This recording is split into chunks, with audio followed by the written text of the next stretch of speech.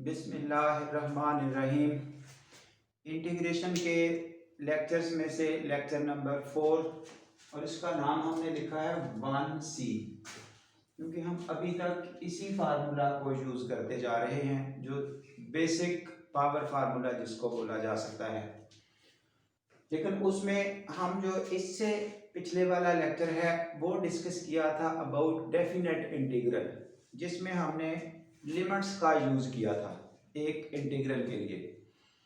Integration solve करने के बाद हम upper limit minus lower limit के साथ एक डेफिनेट सॉल्यूशन फॉर्म में आंसर बनाते हैं। अब उसी डेफिनेट इंटीग्रल का फर्दर यूज़ आ रहा है। उस फर्दर यूज़ में हम मॉड वाले फंक्शन का इंटीग्रल कैसे हल करते हैं, ये हमारा असल इशू है। यानी कि अगर कहीं दे दिया जाए x का मॉड इंटीग्रल -1 से लेकर 4 तक dx इक्वल टू व्हाट, ये इस वक्त हमारा एक्चुअल इशू है। जो हमारी बुक में 2 क्वेश्चन दिए हुए हैं, एक एग्जाम्पल और एक एक्सरसाइज का क्वेश्चन है। सो इसकी डिस्कशन के लिए हमारे पास ये प्रॉपर्टीज हैं डेफिनेट इंटीग्रल की, कि अगर एक integral from some limit to some other limit से a to c via b, यानी कि हम समझ रहे हैं इंग्लिश अल्फाबेट्स में a c तक पहुंचने के लिए b में से होके गुजर रहे हैं। सो इसके 2 पार्ट्स किए जा रहे हैं। पार्ट्स एक से 2 से ज्यादा भी हो सकते हैं, लेकिन फिलहाल पार्टीशन समझाने का वे आपको दिया जा रहा है a to b, b to c, यानी कि a से b तक, फिर b से शुरू होकर c तक। ये कंटिन्यूस फंक्शन होता है इंटीग्रल। तो इसको हम कैसे किस तरह सोच के काम करते हैं, मॉडुलस फंक्शंस की ये जरूरत होती है। सो मॉड फंक्शन तक पहुंचने से पहले हम एक सिंपल एग्जांपल हल कर रहे हैं जो बुक से हटके है इस टेक्निक को समझाने के लिए। कंसीडर ए फंक्शन जिसको पीस वाइज फंक्शन के नाम से हम आमतौर पे बात करते हैं। fx x when x is less than equal to 2, ये branch when x is greater than 2। Find the integral 0 to 7 fx dx। अब बच्चे ने क्या समझते हुए इस 0 to 7 के 2 पार्ट्स करने हैं। जहां जहां ब्रांच की पार्टीशन हो रही है, इस वक्त ब्रांच की हमारी पार्टीशन हो रही है ये नंबर 2 पर। सो 2 को देखते हुए एक इस 0 to 7 टोटल फंक्शन लिखा, उसके 2 पार्ट्स 0 to 2, आगे 2 to 7। तो 0 से 2 तक मींस 2 से स्मॉलर ब्रांच यूज हो रही है, सो फर्स्ट वाली। सो इस fx की जगह ये x लिखा गया। उसके बाद 2 से आगे when x ग्रेटर देन 2 है तो फिर ब्रांच ये है x प्लस 1। तो उस इंटीग्रल वाले पार्ट में ये x प्लस 1 लिखा गया। और जो नेक्स्ट वर्जन है इसमें हम जो लिमिट्स डील कर रहे हैं या इंटीग्रेशन हल कर रहे हैं, ये बिल्कुल इस फार्मूला का यूज करते करते ये हमारा 4th लेक्चर आ चुका। सो अब इसकी डिस्कशन मैं कम कर रहा हूं, इसको जस्ट क्लोज कर रहा हूं। सोल्यूशन अवेलेबल है काम करते करते एंड तक। जो प्लस माइनस का इशू है, सो ये रहा आपके पास 59/2। वंस अगेन देखने वाली यही चीज है कि पार्ट्स 2 हमने कैसे किए, क्योंकि 2 से ब्रांच की पार्टीशन हुई। सो 0 से 2 तक एक, फिर 2 से आगे दूसरी, इन ब्रांचेस को उनके मुताबिक एडजस्ट किया। बाकी जब कोई हम एमसीक्यू डिस्कस करेंगे तो फिर फर्दर इसी की जनरल एग्जांपल्स लेके मजीद डिस्कशन भी की जाएगी। अब हम अपने उस टॉपिक पर आ रहे हैं जिसमें मॉड फंक्शंस को क्लियर करना है। तो मॉड फंक्शन एक्चुअली पहले समझना है ये क्या होता है। इंटीग्रेशन तो जिस तरह से ये बताई गई इसी तरह से इंटीग्रेशन इशू नहीं है, वो बिल्कुल सिंपल फार्मूले हैं, लेकिन हमें पार्टीशन करनी नहीं आती। तो उस पार्टीशन से पहले हमें मॉड फंक्शन की डेफिनेशन देखनी है। तो जो मॉड फंक्शन की डेफिनेशन है ये x मॉड, आमतौर पे बच्चे को क्या बताया जाता है कि अगर किसी मॉड के अंदर यूं प्लस का नंबर आता है तो उसको भी प्लस लिख देना है, अगर कहीं माइनस का नंबर आता है तो उसका मॉड भी प्लस लिख देना है। ये आमतौर पर बच्चे को समझाया जाता है। बिल्कुल ठीक है, काम करने की खातिर जिस लेवल पे बच्चा बैठा हुआ अंडरस्टैंड कर रहा है उसको वही कुछ समझ आता है। सो इट्स ऑल राइट, बिल्कुल काम चलाया जा रहा है। लेकिन जब आपके पास अननोन नंबर आता है, जैसा कि अब 7 -7 प्लस माइनस की समझ आ रही थी, माइनस भी प्लस और प्लस भी प्लस, जिस वक्त इस अननोन x की बात करेंगे तो देन क्या सोल्यूशन है, ऐसी सिचुएशन में आंसर होता है इसका प्लस माइनस x। ये मॉड जो वॉल्स लगी हुई हैं साइड पे वो हटा देनी है, जो इंटरनल पोर्शन है उसको लिख के बाहर प्लस माइनस आ जाएगा। अब फर्दर इस प्लस माइनस की डिस्टिंक्शन भी की जाती है। अगर मॉड के अंदर हमें पता चल जाए कि ये वैल्यू प्लस की है, देन इसको प्लस लिखेंगे, यानी कि इस पर कंडीशन यूं इंपोज हो जाएगी when x is greater then 0। जब x की वैल्यू पॉजिटिव है तो उस वक्त हम इसको लिखेंगे एज इट इज, जो भी है उसके अंदर, और जब x की वैल्यू नेगेटिव है तो देन हम माइनस लगा देंगे उसी x के साथ। यानी कि डायरेक्ट प्लस माइनस दो पार्ट्स हैं। अगर हमें पता चल जाए कि मॉड के अंदर पॉजिटिव नंबर है तो देन ये एज इट इज पॉजिटिव आ जाएगा।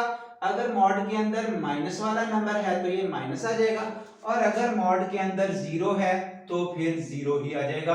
अब ये वाला जो x इक्वल टू 0 0 है, ये इस फर्स्ट वाले पोर्शन में हम इकट्ठा कर सकते हैं, यानी कि हम डेफिनेशन लिख सकते हैं x mod is equal to plus x when x is greater than is equal to 0 and minus x when x is smaller than 0। ये हमारी एक्चुअल डेफिनेशन बनती है। अब इस डेफिनेशन का हमारा यूज है, इसका भी जरा थोड़ा सा ध्यान कर लें कि ये माइनस प्लस बच्चे का थोड़ा सा इमेज बन जाए। ये देखिए, अब हमें पता है कि ये पॉजिटिव है, इसलिए मॉड हटा के प्लस लिख दिया।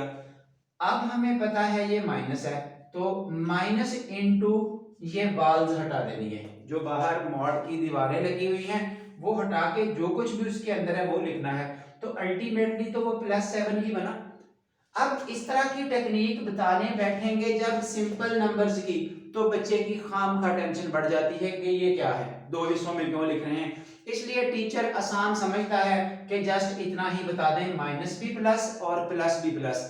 लेकिन जब वो चीज अननोन नंबर के साथ सामने आती है फिर मसला है। तो उस अननोन नंबर को डील करने के लिए ये जो एग्जांपल्स दी हैं, आप देखिए, हमें ये अब हमारा बुक का क्वेश्चन है, पेज 159 पर एक एग्जांपल है, -1 से 2 तक इस इंटीग्रल को सॉल्व करना है।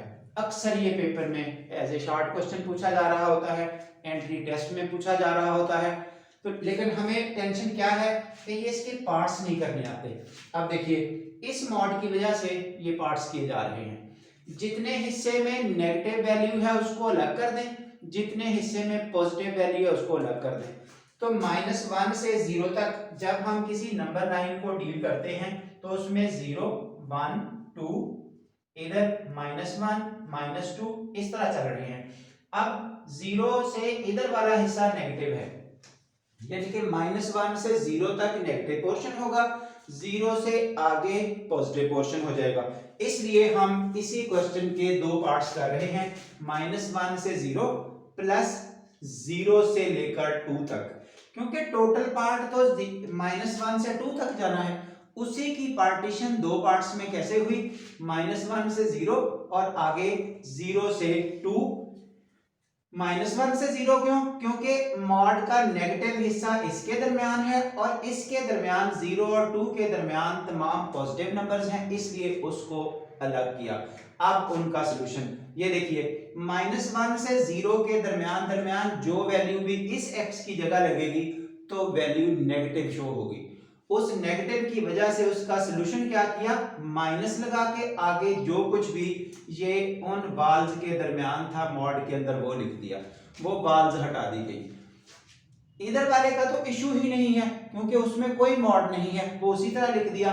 आगे आए 0 से 2 तक के पार्ट में जब x की जगह लगेगा तो ये सारी पॉजिटिव कीमतें हैं, 0 से 2 तक तमाम पॉजिटिव नंबर्स हैं। यहां पॉजिटिव नंबर शो होगा तो पॉजिटिव नंबर के मॉड कैसे हल किए जाते हैं, एज इट इज, जस्ट जो भी वो दीवारें हटा देनी है, जो भी मॉड के अंदर है वो लिख देना है, यानी कि प्लस के साथ। अब ये पोर्शन खत्म हुआ, जो इस वाला है -x और +x कैंसिल हुए, 0 रह गया। इधर x और x मिलके 2x हो गया।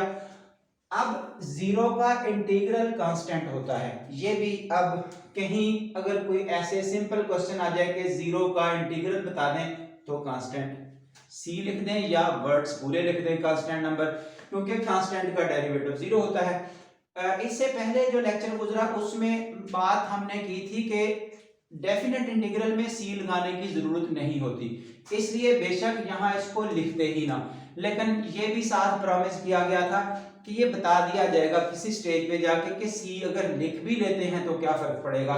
ये यहाँ वो c लिख दिया है, उसका कांस्टेंट का जीरो का इंटीग्रल कांस्टेंट लिमिट्स लगा दी। अब देखिए जो अपर लिमिट है और लोअर लिमिट है वो किसकी जगह लगानी होती है, वो तो x की जगह वेरिएबल की जगह लगानी है, ये वेरिएबल तो नहीं है। जिस तरह से यूं हो 7, इसमें अपर लिमिट लगानी हो और लोअर लिमिट लगानी हो तो यहाँ है 7x for example, 7 multiply by 8 minus 7 multiply by 0। ये नोट आप कर सकते हैं कि जो लिमिट लगाई जा रही है ये अपर या लोअर वो इन प्लेस ऑफ x लगाई जा रही है। 7 को तो हम उठा के वैसे ही बाहर लिख देते हैं, उस पे अपर लिमिट लोअर लिमिट नहीं लगती, वो एक कांस्टेंट है। इसी तरह यहाँ वो c है, अपर लिमिट लगाई वही c, लोअर लिमिट लगाई फिर से वही c, वो खत्म होके जीरो बना, इसलिए हम वो लिखते ही नहीं होते। चलिए जी, इधर सिंपल इंटीग्रेशन है x की 2/2, वो आप अपर लिमिट लोअर लिमिट लगा के इसको सिंपलीफाई कर सकते हैं। ये अक्सर क्वेश्चन पूछा जाता है एंट्री टेस्ट प्लस आपके शॉर्ट क्वेश्चंस जो बोर्ड के पेपर में। हाँ जी, आप इधर ये आपकी एक्सरसाइज का क्वेश्चन है, अब इसको बड़े अच्छे तरीके से मैनेज कर सकते हैं। ये देखिए क्वेश्चन दिया गया -1 से 3 x - 3 का मॉड। अब हमें इस मॉड की वजह से यहां से पार्टीशन देखनी है, तो पार्टीशन नोट करें। x - 3 ये है वैल्यू जिसके हम पार्ट्स करना चाहते हैं। जब -1 से 5 तक की डील करेंगे, ये है आपका -1 0 1 2, ये 3, आगे ये 4, आगे ये 5। हम -1 से लेकर 5 तक के पार्ट्स करना चाहते हैं। कहां से कहां तक? अब देखिए कुछ बच्चे फिर रट्टा लगाने बैठ जाते हैं कि -1 से 0। -1 से 0 इस क्वेश्चन में तो था क्योंकि इसमें अकेला x है, तो उसमें जो भी कीमत पुट करेंगे वही बनेगी। लेकिन इधर देखिए जब आप यहाँ माइनस का शुरू कहां से करनी है, ये लिमिट -1 से, जब इस x की जगह -1 लगाया तो अब जरा ध्यान रखें मॉड के अंदर क्या बना, -4। आपने -1 से पीछे हट के 0 लगाया तो मॉड के अंदर क्या आ गया, -3। और इधर आए आगे 1 लगाया, 1 - 3 फिर भी -2। और आगे बढ़े, जब 2 लगाया 2 - 3 तो फिर भी माइनस, जब 3 लगाया तो फिर आपका जाके वो 0 बना, और जब 3 से आगे 4 लगाएंगे तो आपको वो प्लस मिलना शुरू हो गया। तो ये देखिए यही चीज देखनी थी कि जहां तक वो नेगेटिव नंबर क्रिएट करता आ रहा है वहां तक आपने अलग पोर्शन करना है, जहां से पॉजिटिव बनना शुरू हो जाए वहां से अलग कर देना है। सो -1 से 3 तक के, ये 5 तक के दो पार्ट्स किए, -1 से 3, आगे 3 से 5, क्योंकि 3 तक वो नेगेटिव रहता है, 3 के बाद वो पॉजिटिव हो जाता है, इसलिए वो पार्ट्स -1 से 3, 3 to 5। अब देखिए सॉल्यूशन, क्योंकि इस पोर्शन में जो भी कीमत आप लगाएंगे ये आंसर नेगेटिव रहेगा, इसलिए ये माइनस और वो वाल्स हटा दी मॉड की। इस हिस्से में जब 3 से 5 तक आप x की जगह कोई भी कीमत लगाएंगे तो आंसर प्लस में आएगा, इसलिए बस ऐसे ही वो वाल्स हटा दी मॉड की। सो x - 3, बाकी फिर आप रह गया इसकी इंटीग्रेशन अलग, इसकी अलग, सबकी अलग अलग लिख के upper limit lower limit after simplification आपके पास ये सोल्यूशन आ रहा है। मैं अब इस पर टाइम नहीं लगा रहा क्योंकि ये हम डिटेल से इससे पिछले लेक्चर में डिस्कस कर चुके हैं। तो ये मॉड के हवाले से मेजरली आपने ध्यान रखना है, ये अक्सर क्वेश्चन आपको हर डिफरेंट जगह पे टेस्ट में डील करना पड़ेगा। तो मॉड की क्लासिफिकेशन अब जाहिर है जब एमसीक्यू डिस्कस होंगे तो उसमें मैं फर्दर बुक से हट के भी एग्जांपल्स डील करूंगा। फिलहाल यहाँ तक अगर किसी को कोई प्रॉब्लम कहीं आए तो वाया कमेंट्स हमसे रब्ता करें और इंशाल्लाह आपको हर चीज़ अवेलेबल होगी। चैनल देखने वाले लोग सब्सक्राइब ज़रूर करें ताकि आगे आने वाले दोस्तों तक ये वीडियोस पहुंच सकें, और जिनको वीडियो पसंद आए वो आगे शेयर भी ज़रूर करें। Thank you very much.